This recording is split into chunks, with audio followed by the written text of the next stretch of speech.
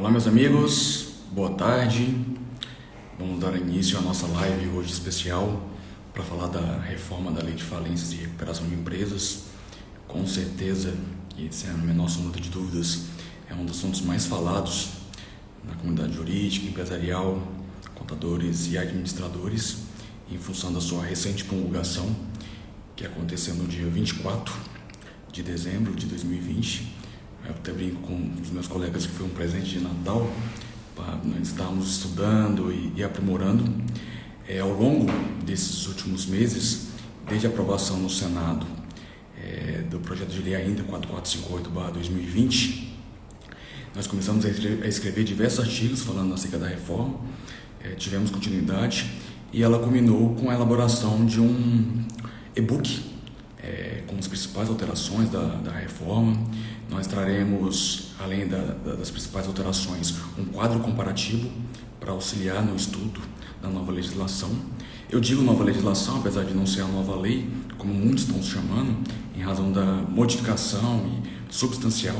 Foi a alteração mais substancial que nós tivemos desde a entrada em vigor da nossa atual Lei de Recuperação Judicial e Falência em 2005. Então, por isso que ela está sendo chamada de a nova Lei de Falência e Recuperação de Empresas, mas na verdade não se trata da nova lei. E ao final também nós temos do e-book, nós teremos uma leitura complementar com esses artigos que escrevemos ao longo dos últimos meses, né?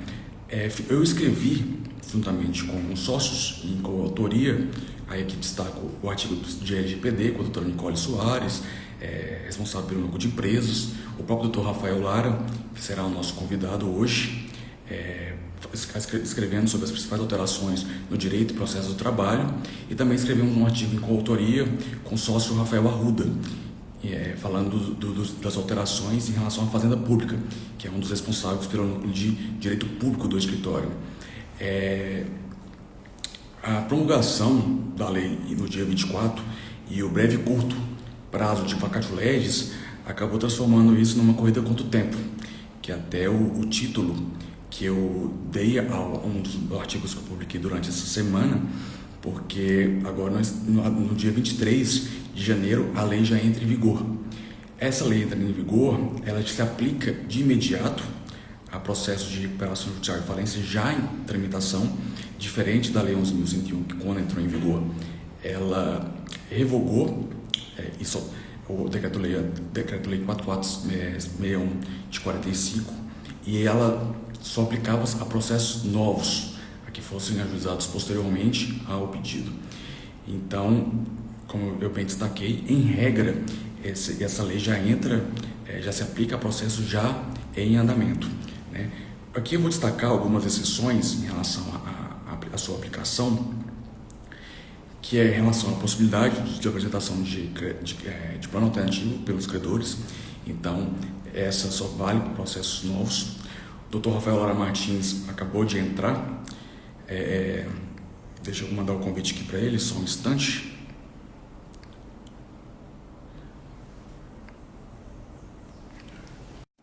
Só um minuto que o Dr. Rafael está entrando.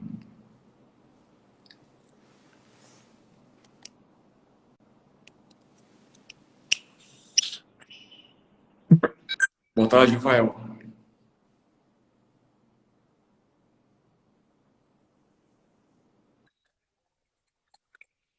Tudo bem com você? Tudo jóia. Como é que estão as coisas? Pronto para a gente falar sobre a nova lei de recuperação judicial e falência? Pronto, na verdade, já estava introduzindo algumas informações, principalmente no que diz respeito ao vacatio legis, aplicação imediata já em processos em tramitação, que é alguma das informações importantes, né? E aqui acabou gerando uma verdadeira corrida contra o tempo para todos os operadores do direito, para já estar, a partir do dia 23 de janeiro, já aplicando essa nova legislação dos processos já em vigor. E então, lógico, durante a live a gente não vai conseguir esgotar todo o tema. Como eu falei inicialmente, trata-se da alteração mais profunda desde que entrou em vigor a nossa atual lei, em 2005.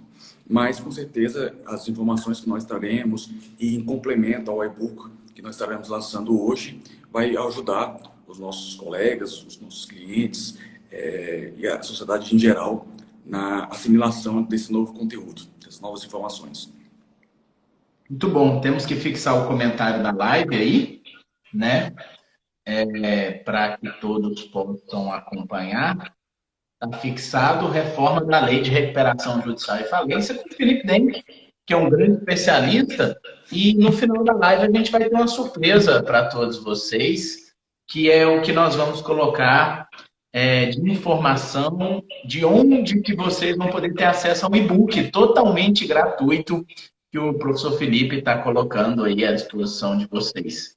É um e-book que ele preparou falando dessa lei, o e-book simplifica bem a leitura dela e o Felipe vai acabar falando.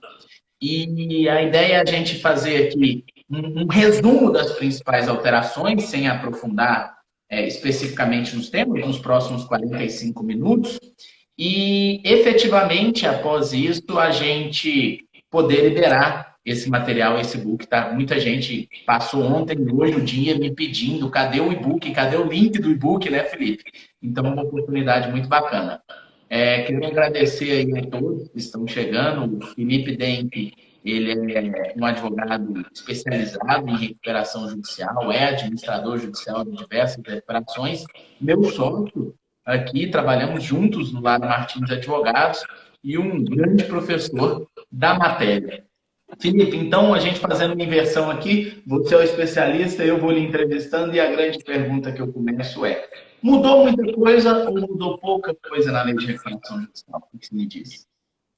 Rafael, as alterações foram substanciais, não mudou toda a lei, mas como ela está sendo chamada de a nova lei de recuperação de falência, falência e recuperação de empresas, com certeza trata-se de alterações substanciais.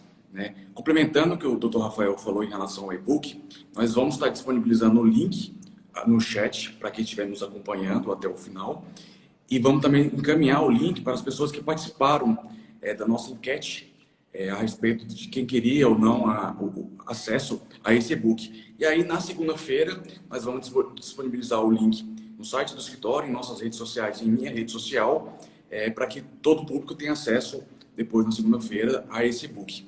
Então, respondendo à pergunta do Dr. Rafael, de fato, houve uma alteração substancial. Eu acredito na minha humilde opinião, que foi positivo as alterações trazidas. Ela trará mais segurança em alguns aspectos da lei. Ela trará mais celeridade, principalmente no que diz respeito à parte de falência. Houve uma melhora substancial.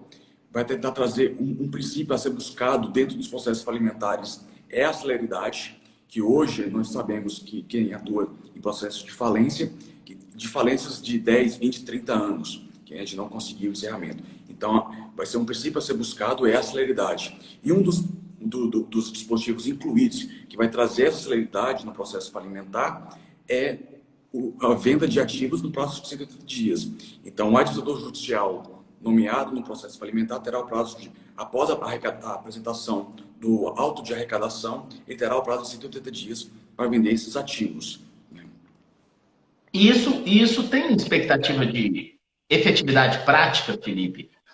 Porque o que a gente percebe na lei de recuperação judicial atual é que nós temos uma série de prazos que são bastante rigorosos. Por exemplo, né, e falando aqui da minha área de atuação, para você voltar para o geral da lei de recuperação judicial, nós temos um prazo que em 180 dias tem que ser estabelecida a suspensão do processo do pagamento dos créditos trabalhistas. Só que na prática isso nunca acontece. Eu nunca vi acontecer. Você conhece mais processo de recuperação judicial do que eu, talvez você tenha visto. Eu nunca vi acontecer. Vai se prorrogando, cria-se uma série de problemas. Então, assim, o que adianta trazer um prazo de 180 dias para a administrativa? De fato, eu sou crítico em relação a esse dispositivo, por exemplo, da falência, porque, na verdade, ele meio que transferiu a responsabilidade e colocou a culpa no administrador em relação à morosidade dos processos falimentares. E nós sabemos que o administrador judicial é um dos maiores interessados na brevidade do processo falimentar, porque a nossa remuneração ela só é feita, em regra, no momento que é feito o pagamento, início dos pagamentos aos credores. Então, é interesse de todo administrador judicial arrecadar o mais rápido possível e proceder à venda desse ativo para iniciar os pagamentos aos credores. E aí o legislador, ao colocar esse dispositivo, ele meio que está culpando e está colocando toda a responsabilidade para acelerar o processo de falência ao administrador judicial. Na verdade, existem algumas críticas diferentes, né, Felipe? Existem algumas críticas dizendo que o administrador judicial, em alguns casos, não quer que a falência, que a recuperação judicial termine. Afinal de contas, você tem os créditos, você tem as despesas, desculpa, da recuperação judicial, que elas têm prioridade de pagamento imediato, efetivamente, e tem uma grande estrutura que fica girando ao redor. Tem advogados que são contratados, que estão recebendo ali todos os meses. Então, eu vejo também uma crítica dizendo que, em algumas situações, o administrador judicial não quer que termine a recuperação e ele vai recebendo aquele valor mensal ali e acumulando esse trabalho. Você acha que essa alteração ela vem mexer nisso também? Eu acredito que sim. Inclusive, foi incluído um dispositivo que é possível agora o juiz encerrar a recuperação antes do término do prazo de fiscalização. Antigamente, na lei anterior, após a homologação do plano e concessão da recuperação judicial, a empresa ficava sob um período de fiscalização de 2 anos. Agora, com a nova lei, ela pode ser encerrada logo após a concessão da recuperação judicial. Então, qual que foi o entendimento do legislador? Primeiro, que não havia motivo, na maioria dos casos, de se permanecer uma fiscalização, sendo que a maioria dos planos de recuperação judicial prevê um prazo de pagamento superior a 2 anos. Então, na verdade, o administrador judicial não fiscalizava nada. Ele ficava aguardando o transcurso do prazo de 2 anos para depois informar no processo e solicitar o encerramento. Então, agora é possível o juiz fazer o encerramento. Então, está criando mecanismos para que, de fato, caso os agentes envolvidos, os stakeholders que é envolvido, que é a nomenclatura utilizada dentro dos processos de recuperação judicial, queiram postergar o processo, tem medidas que possam coibir esse tipo de retardo. Inclusive, uma das novas atribuições do administrador judicial é coibir medidas protelatórias das partes envolvidas, seja ela a empresa devedora ou os credores. Então, caso aconteça isso, é dever do administrador judicial informar que tal situação está acontecendo no processo para que o juiz tome as medidas judiciais cabíveis. Entendi. E, Felipe, essas alterações, elas facilitam ou dificultam os novos pedidos de recuperação judicial? Porque a gente sabe que o Brasil está passando por um momento delicado, o mundo, né, na verdade, está passando por um momento delicado. A gente vislumbra nos próximos 2, 3 anos diversas empresas precisando se recuperar, diversas empresas precisando buscar uma reestruturação econômico-financeira nas suas atividades, e aí nós temos essas alterações. Essas alterações da reforma da lei de recuperação judicial, elas vêm, então, finalmente, para facilitar isso ou vai dificultar as empresas buscarem recuperação judicial? Rafael, eu acredito que veio para melhorar, e uma das medidas que foram incluídas na nova lei é a possibilidade do credor em dificuldade financeira, do devedor em dificuldade financeira, propor um pedido de uma renegociação pré-processual. E aí, nessa renegociação pré-processual, ele pode solicitar a suspensão dos prazos das cobranças e execuções pelo prazo de 60 dias para que ele possa renegociar a sua dívida. Essa medida, ela tinha sido trazida no PL 1397, que continha medidas emergenciais transitórias para tentar mitigar os efeitos da crise causada pelo coronavírus. E aí ela foi absorvida pelo projeto de lei 4458 e foi aprovado. Então, o devedor que estiver passando por dificuldade financeira, ele poderá fazer essa renegociação pré-processual, seja nos sejusques dos tribunais que já houver o sejusque, ou até mesmo em câmaras arbitrais. E aí, não conseguindo, dentro desse prazo de 60 dias, que a gente entende que é curto, esse pedido, ele pode propor converter em recuperação judicial. Então, isso vai facilitar. E qual que é a única exigência para se você pleitear essa renegociação preventiva e a suspensão dos prazos por 60 dias? É o preenchimento dos requisitos previstos na possibilidade de recuperação judicial, artigo 48. Então, você preenchendo os requisitos, você já pode pedir recuperação judicial. Muitos advogados e especialistas na área, inclusive, estão recomendando que, ao invés de você entrar de imediato com um pedido de recuperação judicial, que exige, através do artigo 51, um rol de diversos documentos, é melhor você fazer um pedido antecedente, cautelar, pedindo a suspensão, e depois, ao término dos 60 dias, você faz uma emenda inicial, juntando os documentos obrigatórios. Então, você ainda ganha 60 dias para regularizar toda a documentação que deve ser juntada obrigatoriamente no processo de recuperação judicial. Então, isso vai facilitar a vida da recuperação e dificultar dos devedores, é correto falar isso? Não entendi, Rafael, sua pergunta, perdão? Isso facilita a vida da recuperanda, mas dificulta a dos devedores, então, porque você acaba elastecendo o prazo. Essa possibilidade dessa cautelar. Na verdade, melhora no aspecto de você conseguir, antes de organizar toda a documentação, você já pedir, já entrar em renegociação com seus credores. Mas esse prazo de 60 dias, ele é batido do stay period, que é aquele prazo de 180 dias das ações e suspensões, que é outra modificação que nós tivemos. Então, quando o devedor entrar em recuperação judicial, esse prazo de 60 dias será batido desse prazo de 180. E aí, já trazendo uma outra alteração trazida pela reforma, a lei anterior falava que o prazo de 180 dias era improrrogável, mas na prática se prorrogava por várias vezes até a realização da Assembleia e homologação do plano. Agora, a lei estabelece que pode ser prorrogado por mais uma única vez, né? Lógico, existe uma outra excepcionalidade, que em caso de apresentação de plano alternativo pelos credores, aí se prorroga por mais uma vez esse stay period. Então, não ganha-se um benefício a mais a respeito de... os credores não vão sofrer prejuízo em função desse novo instrumento. Muito bom. Eu vi o Tomás brincando aqui, manda pergunta por carta, né? Pelo correio, coloca alguém para levar e etc. Ô, Felipe, e do ponto de vista da recuperação antes da falência, quais são, assim, as 3 principais alterações que você viu e detalhe ela para a gente? Eu acho importante destacar que foi criado um capítulo especial do financiamento para o devedor, que dentro quem atua em processo de recuperação judicial, esse financiamento para o devedor em recuperação judicial chama DIP Finance, que é Debtor in Processor, né, de um inglês. O que significa isso? Melhorar... Como é que é o nome do termo em inglês? Oi, perdão? Como é que é o nome do termo em inglês? É Debtor in Processor. Rapaz, esse povo da recuperação judicial é mais chique que a gente mesmo, viu? É débito, que é isso? Débito em posse, né? Débito de financiamento em posse. Que significa, na verdade, o débito da recuperação judicial. Vocês são muito chiques. Vocês são muito chiques. Continua aí, desculpa.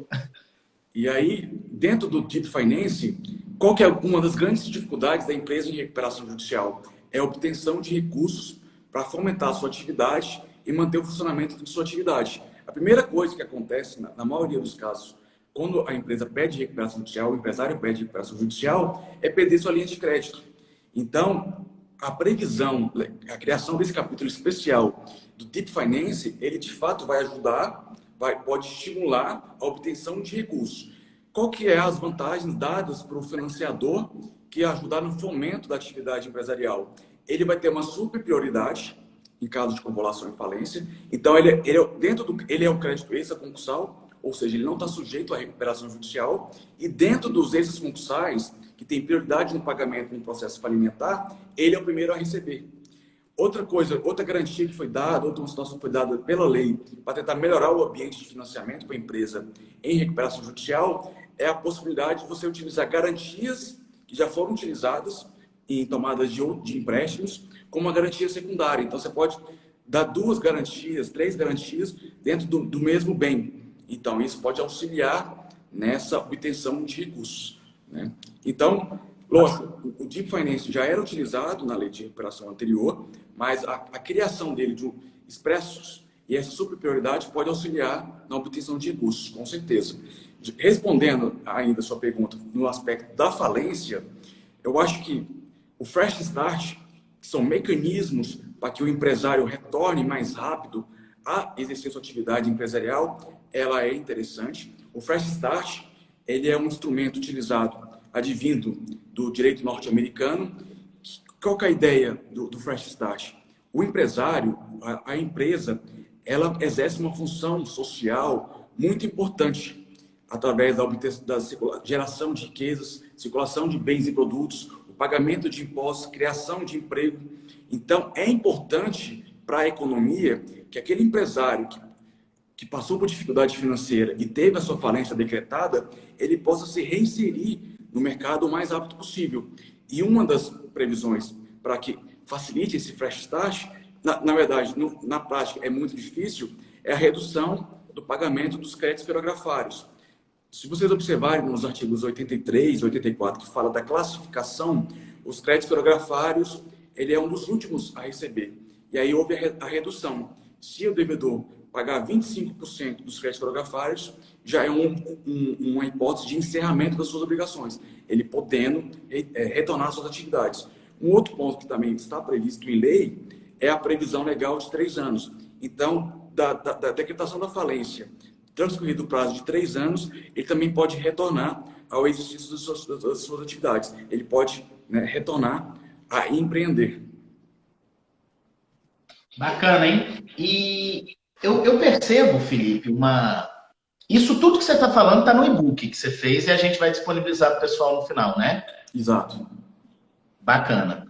Agora, eu percebo na advocacia, e aí é toda a advocacia civil, advocacia trabalhista, advogado jovem, advogado já experiente, eu percebo que nós, advogados, temos muita dificuldade de trabalhar com recebimento de créditos na recuperação judicial. É muito comum ter essa dúvida, né? É muito comum ter essa dificuldade. Quando um produtor rural quer receber, um produtor rural não, um fornecedor de produtos, ou quando quando um advogado tem honorários para receber, o recebimento desses créditos, a busca dos créditos que ficaram de fora da recuperação, dos que vão ser incluídos da recuperação, isso muda? Como é que é? E, independente da mudança, você podia dar uma dica boa aí para quem quer receber, porque todo mundo a hora que pensa que tem que receber da recuperação judicial, a gente desanima até de pegar a ação. Isso é verdade. Inclusive, um advogado de Mato Grosso hoje encontrou o nosso contato no Google, na rede mundial de computadores, e aí entrou em contato com a gente para tirar uma dúvida sobre exatamente como cobrar esse crédito de uma empresa de recuperação judicial. Porque o crédito dela é um crédito extra-concursal e o magistrado está pedindo para ela habilitar o crédito na recuperação judicial. E o crédito extra-concursal, como o próprio nome diz, ele está extra, ele é fora da recuperação judicial. Então, está equivocada a decisão do juiz ao determinar que seja habilitado um crédito não sujeito à recuperação na recuperação judicial. Em relação à habilitação de crédito, uma alteração que houve na nova lei é expressamente a possibilidade de impugnação de crédito retardatário. Qual que era a grande dificuldade na lei anterior? A lei anterior não falava em impugnação de crédito retardatário. A impugnação só era cabível quando o credor apresentava habilitação perante o administrador judicial e aí, na elaboração da segunda relação de credores, houvesse alguma divergência quanto à natureza, quanto à classificação e quanto aos valores, aí ele podia entrar com impugnação de crédito. E aí tinha uma divergência jurisprudencial. Tinha juiz que entendia, por analogia, que poderia ter a impugnação de crédito retardatário comparado-se à habilitação de crédito retardatário, e tem juiz que entendia que não. E agora a lei traz taxativamente que é possível a impugnação de crédito retardatário. Qual que é a dica que eu dou para aquele credor que tem um crédito de uma empresa que está em recuperação judicial? Primeira coisa que é importante para o advogado ou para o credor que está acompanhando esse crédito é verificar se o crédito está sujeito ou não à recuperação judicial. Parece algo muito óbvio, mas na maioria das vezes a pessoa pensa, a empresa está em recuperação judicial, eu preciso habilitar meu crédito. Mas às vezes ela tem um crédito em suas mãos que não está sujeito à recuperação judicial. E como é que a gente sabe se o crédito está sujeito à recuperação judicial ou não? A lei estabelece que os créditos anteriores até a data do pedido de recuperação judicial estão sujeitos. Então, qualquer crédito posterior ao pedido de recuperação judicial, salvo as exceções previstas no parágrafo 3º do artigo 49, arrendamento mercantil, alienação fiduciária, contrato com reserva de domínio, esses não estão sujeitos à recuperação judicial em hipótese alguma. Então, essa seria a minha primeira dica. E aí depois, O- lógico, verificar o plano de recuperação judicial. Uma situação que eu observo Continue. muito, Rafael, vários colegas me ligam por saber que eu trabalho com recuperação judicial, que eu sou especialista em recuperação judicial, pensando, doutor, preciso receber meu crédito. Tá, como é que está o plano de recuperação judicial? Como é que vai ser a forma de pagamento do plano de recuperação judicial? Então, definir se o crédito está sujeito ou não, o segundo passo é verificar como é que será feito o pagamento conforme o plano. E aí é importante, se o crédito estiver sujeito à recuperação judicial, você habilitar o crédito administrativamente, que você tem direito perante a Justiça Judicial, contados a data da publicação do edital que definiu o processamento da recuperação judicial, e esgotado esse prazo, a habilitação será retardatária. Então, ela vai ser em apenso por dependência ao processo de recuperação judicial. O que acontece em muitos casos, Rafael, é que os advogados credores apresentam a habilitação de crédito no próprio processo. E o que acontece? O processo de recuperação judicial, ele tem uma carga de documentos, um volume de informações muito grande. E o que nós fazemos? Eu, como administrador judicial, faço? Eu manifesto para o juiz informando que foi utilizado a via inadequada e peço o bloqueio da movimentação para que o advogado habilite por dependência ao processo de recuperação. Então, imagine o tempo que você perde em apresentar uma interlocutória, muitas vezes fica parada, ela perdida no processo de recuperação judicial, e aí quando o juiz ou a administração judicial levanta essa situação, ele tem que entrar com habilitação por dependência ao processo de recuperação judicial. Ô, Felipe, a Gabi Campos está fazendo uma pergunta nessa questão que você está falando, que é a seguinte. No caso de sentença que constitui crédito após o pedido de recuperação judicial, ele é concursal? E ela falou que viu o entendimento do STJ que afirma ser crédito concursal, já que o fato gerador foi antes do pedido. Quem fez a pergunta, Rafael, perdão? Gabi Campos, 123. Gabi, você está bem atualizada, de fato, é uma decisão recente do STJ, proferida em novembro do ano passado, e o STJ reconheceu que, porque havia essa divergência. Eu defendia, quando eu advogo para credores, quando a gente está perseguindo o crédito para um credor, que seria da data da sentença, do trânsito julgado. Então, se a sentença fosse posterior ao pedido de recuperação judicial, esse crédito não estaria sujeito à recuperação e seria essa concursal. Mas a STJ deu um entendimento de que a data contada para saber se está sujeito ou não à recuperação judicial é do fato gerador. Então, se o fato gerador for pretérito, infelizmente, ele vai ser sujeito à recuperação judicial. Eu digo infelizmente, porque muitos advogados e muitas pessoas acham que habilitar o crédito é o melhor caminho. E a melhor coisa que você tem é um crédito extraconcursal. Porque se você tem um crédito concursal, ele vai se submeter aos efeitos do plano de recuperação apresentado pela devedora. E, salvo as exceções, os planos prevêem carência, autos deságios, parcelamento. Então, é melhor você tentar fugir da recuperação judicial. É uma dica que eu dou para os advogados que estão nos acompanhando, em especial os advogados de credores. Entendi. E isso vale para crédito trabalhista? Boa pergunta. Como é que funciona o crédito trabalhista na recuperação judicial? Ele não funciona. A minha experiência é que ele não funciona. O que acontece? Já aconteceu em casos que eu acompanhei que existia parte do crédito que ele era não sujeito e parte do crédito que era sujeito. Por que eu digo isso? Às vezes a empresa tem um funcionário que já prestava um serviço na empresa antes dela pedir recuperação judicial e essa relação de emprego, essa relação de trabalho permaneceu durante o processo de recuperação judicial. Então, parte do crédito que ele tem é sujeito à recuperação judicial e parte do crédito é não sujeito à recuperação judicial. Como funciona hoje? Caso você entre com uma ação trabalhista, o processamento é normal na Justiça do Trabalho, poder mandar com quantia líquida, e após ser definido o quanto e ter a certidão de crédito, aí você precisa habilitar esse crédito. Mas aí você tem que ter essa ressalva. Caso você entre nessa peculiaridade que eu destaquei inicialmente, talvez parte do crédito não seja sujeito à recuperação judicial, seja esse concursal. Então, parte do valor você vai entrar em cumprimento de sentença, na Justiça do Trabalho, execução de sentença trabalhista, e parte você vai ter que habilitar na recuperação judicial. E tem novidade, né, no crédito trabalhista aí, na nova lei na reforma, que não pode contar, não pode dizer que é nova lei, mas na reforma da lei de recuperação judicial tem novidade trabalhista, né? Quais que são? Rafael, as principais modificações a respeito da relação do direito do trabalho e do processo de trabalho, primeiro, é a possibilidade de inclusão do crédito trabalhista na recuperação extrajudicial. Uma das grandes dificuldades de quem optava pela recuperação extrajudicial era não submeter o crédito trabalhista à recuperação extrajudicial, e agora é possível, desde que seja feita uma negociação coletiva com o sindicato da categoria, então é possível incluir. Eu acho difícil o sindicato aprovar. Não sei se qual que seria o caminho a ser adotado pelo sindicato em aceitar a submissão desse crédito à recuperação social, mas é possível, é uma alteração que foi dada, né, nessa nova lei de falência. Uma segunda alteração é a possibilidade de ampliação do prazo de início de pagamento dos créditos trabalhistas. A lei anterior falava em 1 ano, agora esse prazo pode ser ampliado para até 2 anos. Eu digo até 2 anos porque está tendo uma divergência, e depois eu até passo essa bola para você também, Rafael. Alguns doutrinadores, alguns juristas estão entendendo que esse prazo pode ser prorrogado por até 3 anos, e eu defendo que é até 2 anos.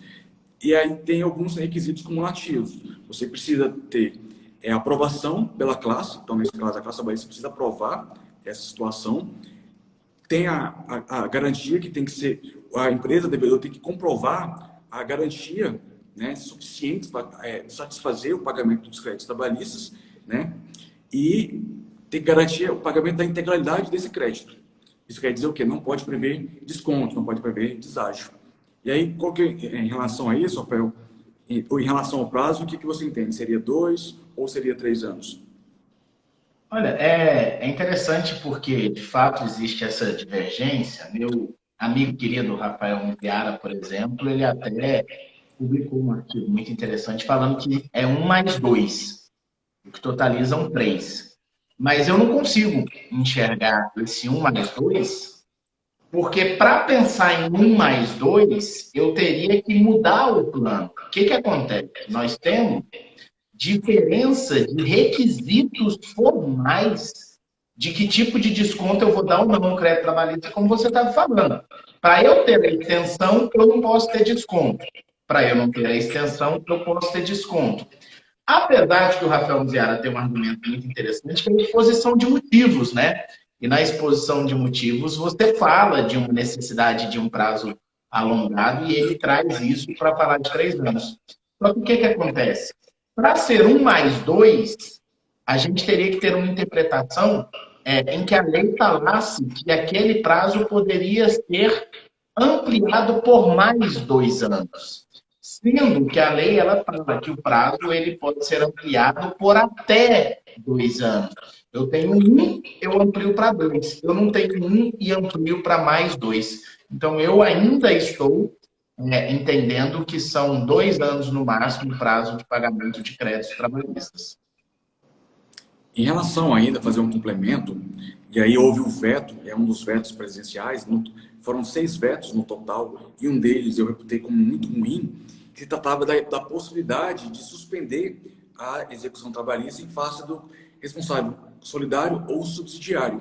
Por que é ruim isso? E aí isso se aplica muito à recuperação judicial quando o passivo trabalhista é muito grande, como em caso de empresas que trabalham com prestação de serviços, né, que terceirizam serviços. Você entra com a recuperação judicial e aí o tomador do serviço, com medo de ser redirecionado à execução para você, a execução trabalhista para você, a cobrança trabalhista para você, ele faz o pagamento diretamente para o funcionário. E aí a empresa que está em recuperação judicial deixa de receber esse crédito, que vai auxiliar no seu fluxo de caixa para a manutenção de sua atividade e acaba inviabilizando.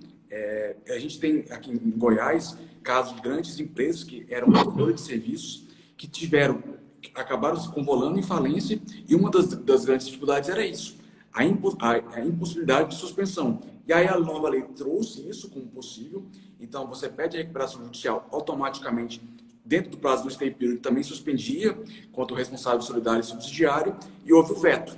A gente tem trabalhado, eu faço parte de grupos de estudos de entidades que, durante toda a tramitação, tanto do PL 4458, ainda do 6229, a gente trabalhou nos bastidores, juntamente com os legisladores, no Congresso Nacional, apresentando propostas de lei, enfim, substitutivos para trazer o texto do jeito que foi formado. Então, o veto para a gente foi uma surpresa, né? Então, nós encaminhamos, elaboramos uma carta, foi encaminhada aos deputados e aos senadores para que eles derrubem o veto. E aí, como é que funciona a questão da apreciação do veto, que eu acho que é importante destacar. O Congresso tem 30 dias para analisar os vetos presidenciais, e aí, como o Congresso está de recesso, esse prazo de 30 dias ele só se inicia após o retorno das atividades pelo Congresso Nacional. E a nossa expectativa é que os 6 vetos que foram derrubados, eles retornem, e sejam derrubados e retornem conforme provisão original do texto original.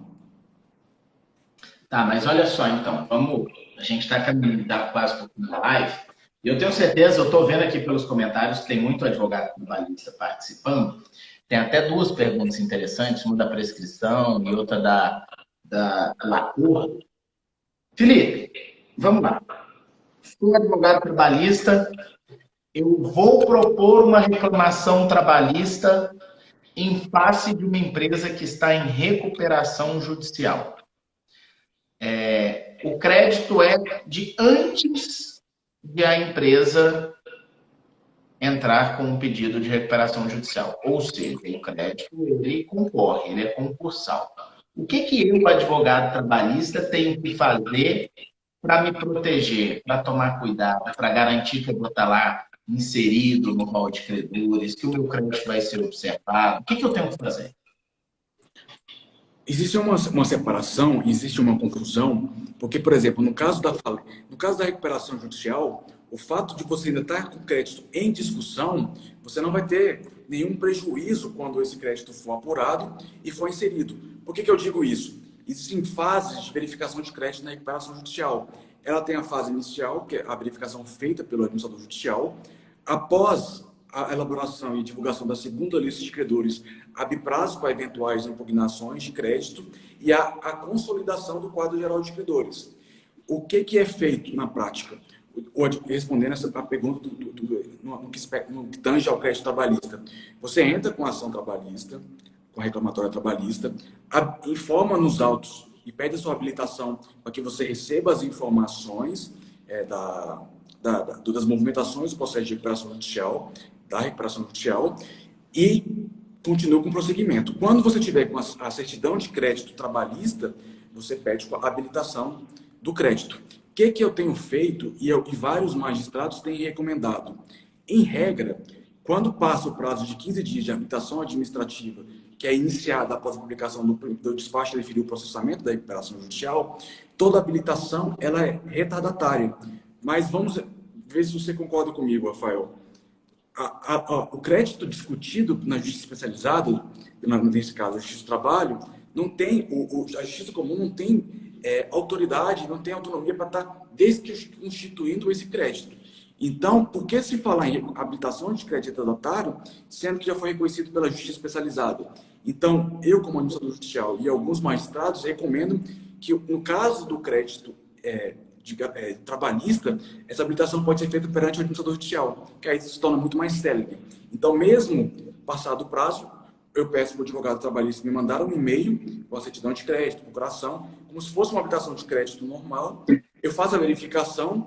O que eu posso fazer é afastar a incidência de atualização posterior à data do pedido, porque a lei estabelece claramente que o crédito é atualizado até a data do pedido, então a atualização posterior não é feita, e aí eu já faço a inclusão no quadro geral de credores.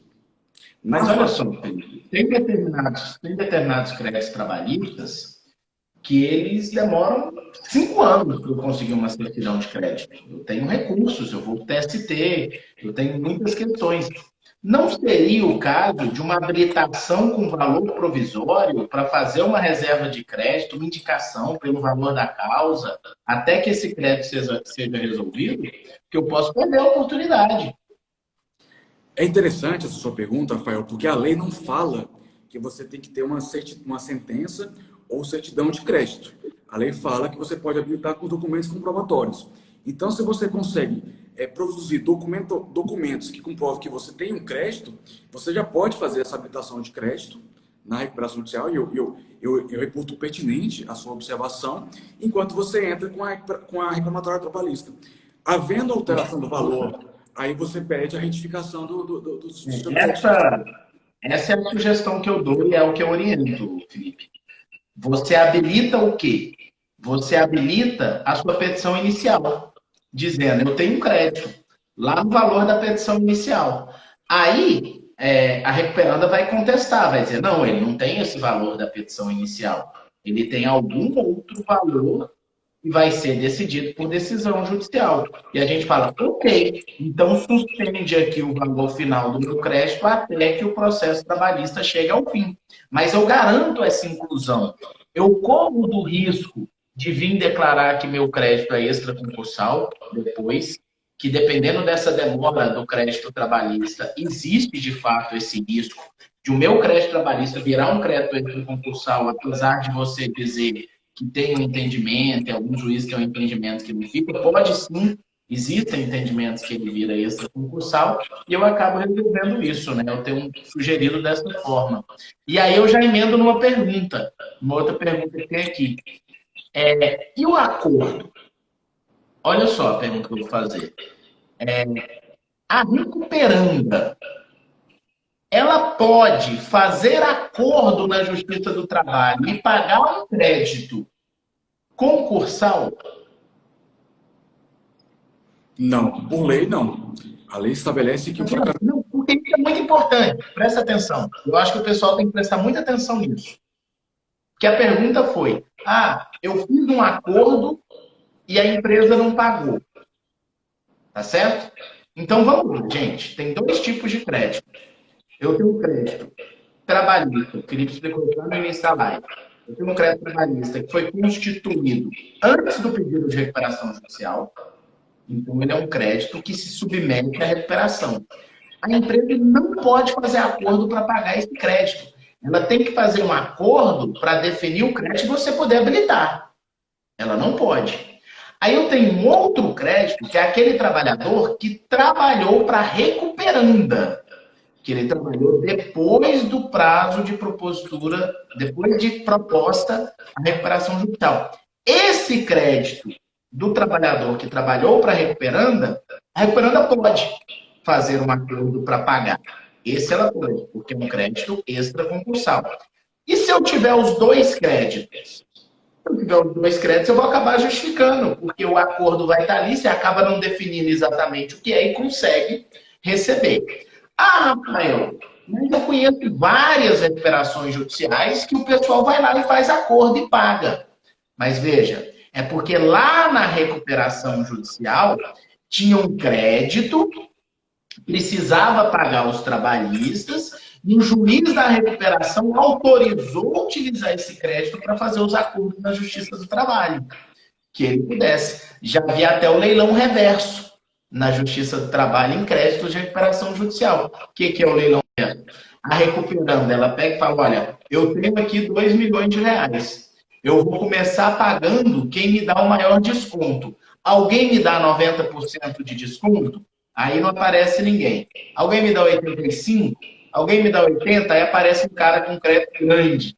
Me dá 80% de desconto, ele paga. Aí começa a agoniar o resto, porque acha que o dinheiro vai acabar. Aí um monte de gente dá 75%, 70%, 65% de desconto.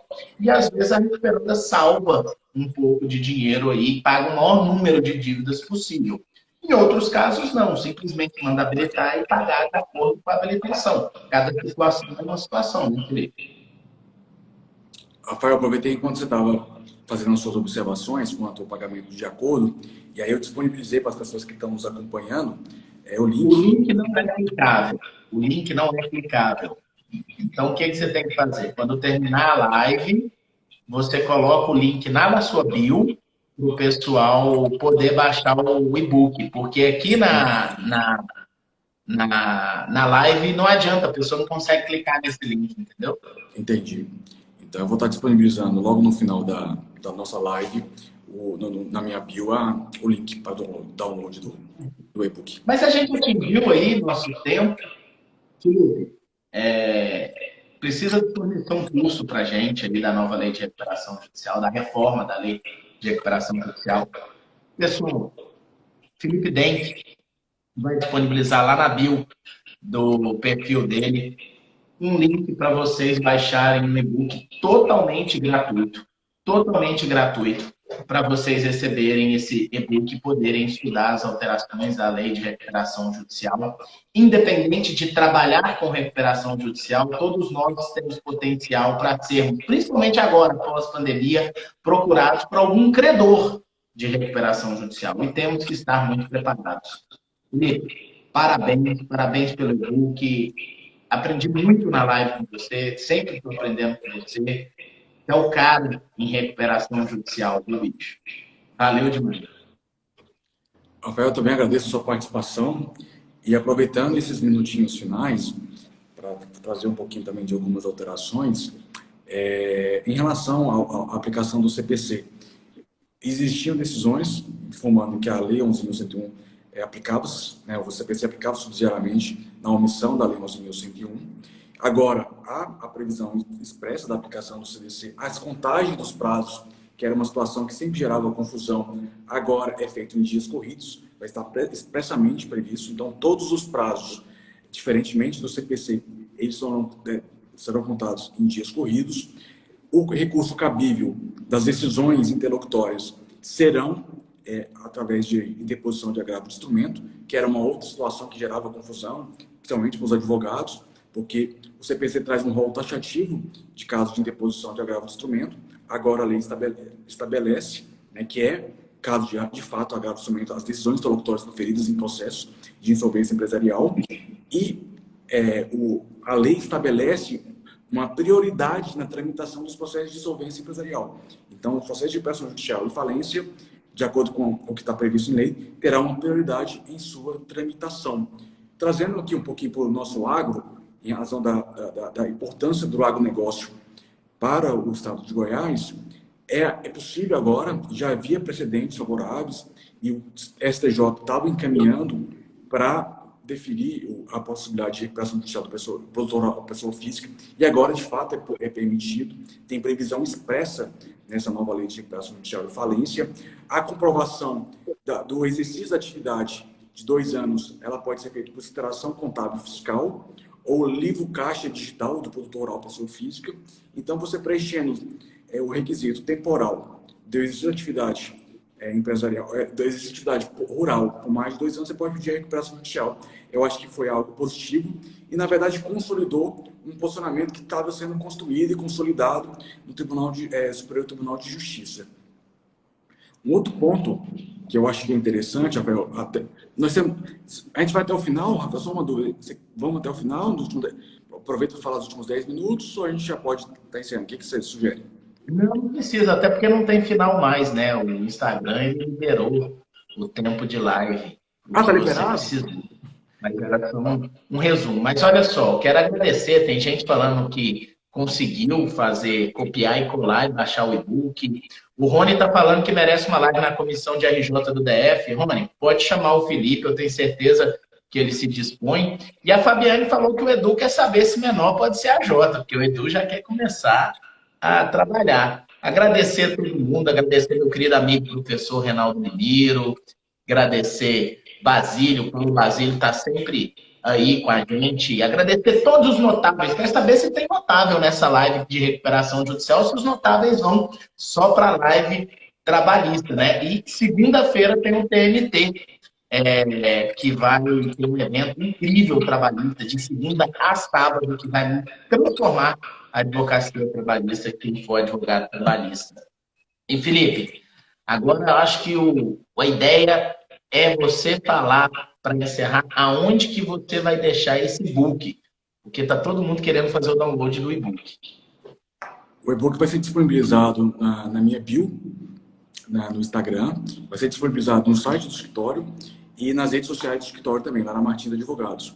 E é importante, doutor Rafael, falar que nós temos preparado, desde do início da tramitação da lei, diversos artigos e conteúdos, de fato, para facilitar o entendimento e contribuir com o enriquecimento do conhecimento por parte de todos os envolvidos, seja ele em processo de recuperação judicial ou não. Como o doutor Rafael falou, independente se você atua em processo de recuperação judicial diretamente, principalmente o advogado trabalhista, o advogado do credor, em algum momento você vai se deparar com um processo de recuperação judicial. Eu ministro o curso de advogando na recuperação judicial pela Escola Superior da Advocacia, e eu falo, qualquer requisito para qualquer advogado que queira pleitear e habilitar seu crédito na recuperação judicial e acompanhar um processo de recuperação judicial é estudar a lei de recuperação judicial. Não tem como você advogar e representar o seu cliente sem ter conhecimento em relação a isso. Nem que você leia basicamente como é que se habilita o crédito, artigos 9, artigo 10º, artigo 13º, que fala da impugnação de crédito. Eu acho que são artigos mínimos que você deve ler. Né? Então, o Lara Martins, advogado, está sempre preocupado em preparar conteúdo de qualidade para estar auxiliando a comunidade jurídica como um todo. Maravilha, meu amigo. Fique com Deus. Deus abençoe sempre. Muito obrigado a todos por acompanhar a live e até a próxima. Obrigado, pessoal. Até mais.